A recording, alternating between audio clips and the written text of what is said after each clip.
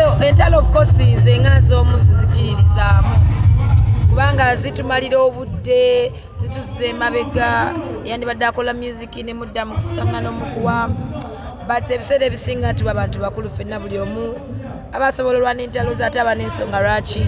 yakola kyakola but sizikiririzaamu nganze because ate okukwatagana kututwala wala nnyo singa okukubagana weewaawo ng'abantu abakulu musobola obutakkaanya ku bintu bingi temusaa kyewala ekyo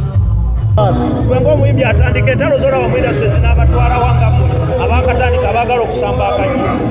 no nze ndi muntu ayagala nnyo peaceful mind era papa Palaso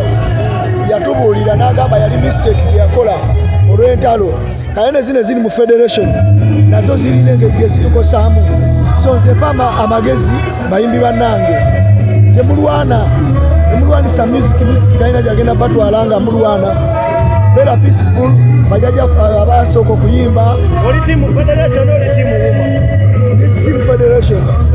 lwaki yajjawo wuma federation yajjawo wuma because wuma yali eremereddwa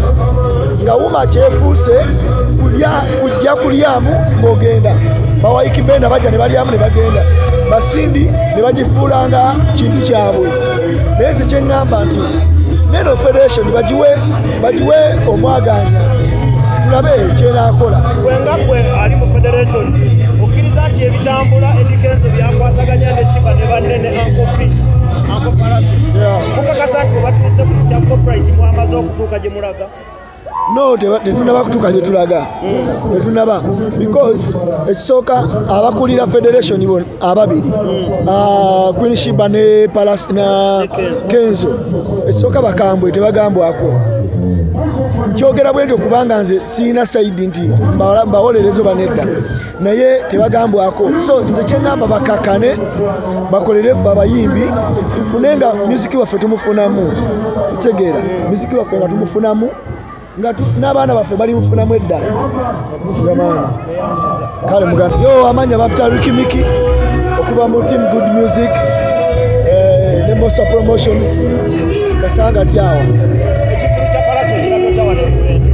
ekivulu kya Palaso tekibadde kibi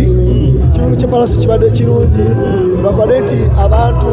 bajja muleetimuko naye nga omuziki tugubakubye olwedde basiimye kyetwabasuubiza kyetubawadde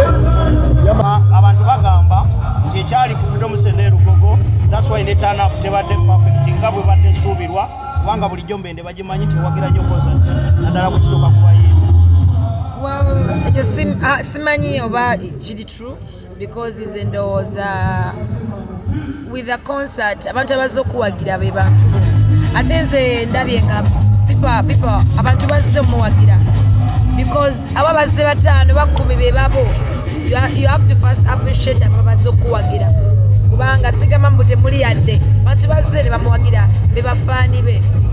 wategeka concert abantu nga balowooza nti olina okuleetako emubende ne bawulira ng'okomya emitiyana bannamubende nga baali balowooza nti balina okufuna balowooza nti kyali lwa ebola kuba ebola yaliwo kituufu kyali basuubireyo nti sawa yonna osobola ebiseera ebyo era ndowooza newe nakolera